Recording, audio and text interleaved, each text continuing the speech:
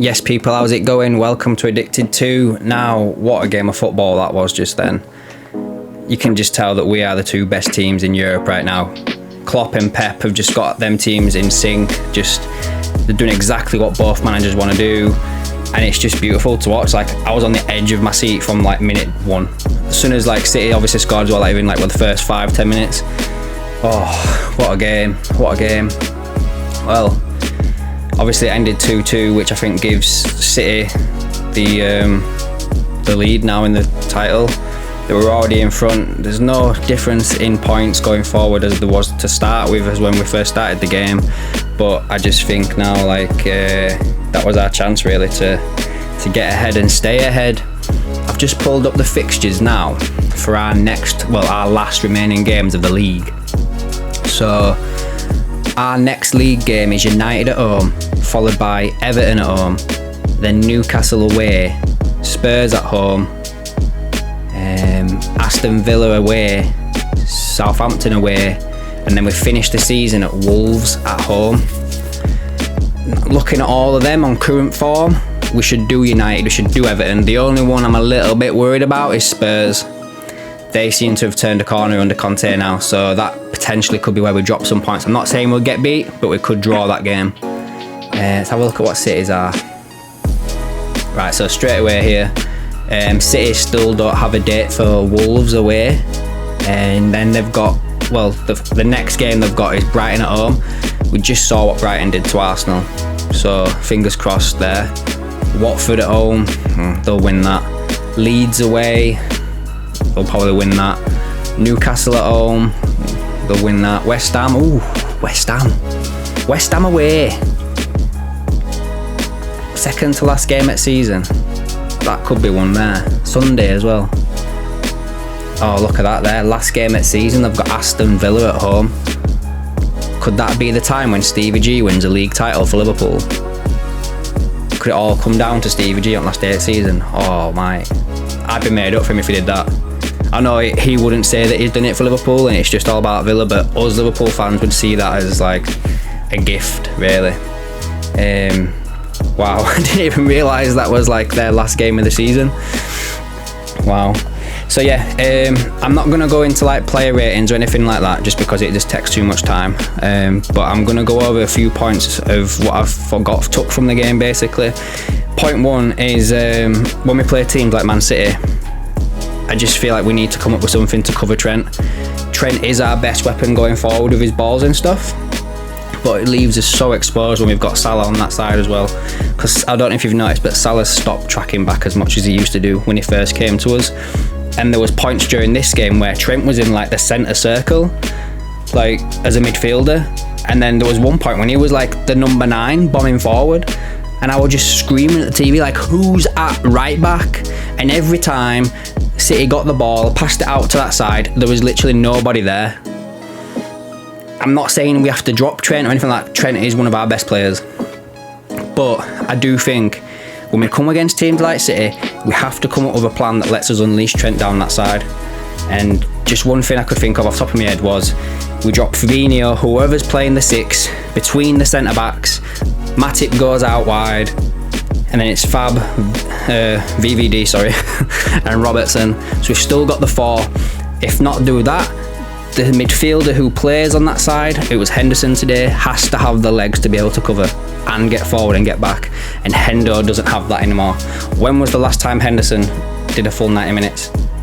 I can't remember. I think they picked up on it on commentary today that he doesn't do 90 minutes anymore. It's always he comes on as a sub or he goes off at the 75th minute or something like that. So that's something we need to keep an eye on, something we need to address. I've just gone through some of the games we've got, so I wouldn't say it's a problem at the moment, but it could be a problem and something that we sort out in the summer, i.e. Jude Bellingham or someone else to like come in and play more there than Henderson does at the moment. As well, I just mentioned him in the last point, Mo Salah. I don't know what's gone on with him since February. Like, I looked at the stats earlier, he's not scored a game from open play since February. I'm not sure if it's the contract talks. I'm not sure if it's the AFCON and the disappointment of that, the disappointment of the World Cup. Maybe it's a mixture of all three, but that guy's not been on form now for weeks. And he's still playing. Like, I can't believe, like, in that second half, Mane was our best player going forward, without a doubt. And he got took off. I would have took off when we brought Diaz on. I'd have left Jota on, Mane on, and brought Diaz on for Salah. Maybe move Mane out to the Salah position, Diaz out to his normal position, and just played like that. But we left Salah on, and I know that, like, Liverpool fans are probably going to hate me for this. Like, Salah, he's a top goal scorer in the league. He's our best goal scorer. But when someone's not in form, you take him out, give him a bit of a rest. Maybe he needs a rest. I've just said he's played loads of games, like the AFCON and stuff like that. How many games in his in the AFCON did he go through to extra time? He might just need a break. On that performance, he should not play against Benfica on Wednesday. We need a fully fit, firing Mo Salah for the FA Cup semi-final next weekend against Man City. So I'd rest him for that game against Benfica in the week. Wouldn't even put him in the squad. We've got enough firepower in that team to get through Benfica without Salah being there. If he sulks, he sulks. You explain it to him like, look, we're giving you a rest, mate.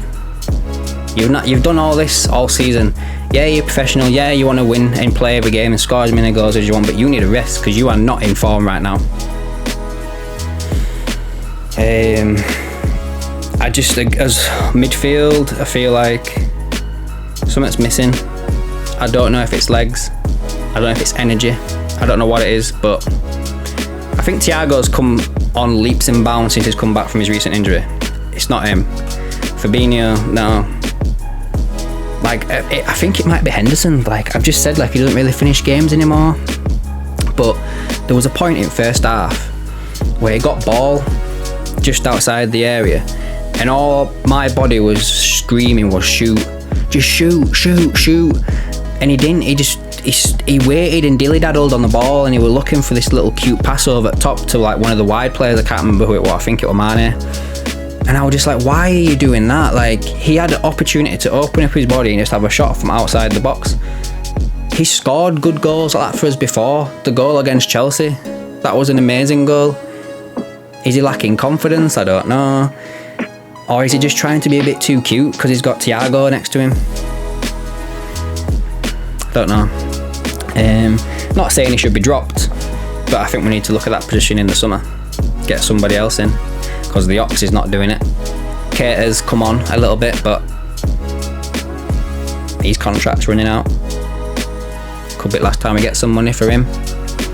So there's a big summer coming up this year, no matter what happens with this season, how it ends, quadruple, triple, whatever. Like, there's a big summer coming up in transfers for us this year. So yeah, anyway, that's my points for the game. Great game. If you like the video, give it a like, leave a comment below, let me know what you thought about this game. Am I right? Am I wrong? Just let me know underneath and let's get a conversation going, and I'll catch you in the next one.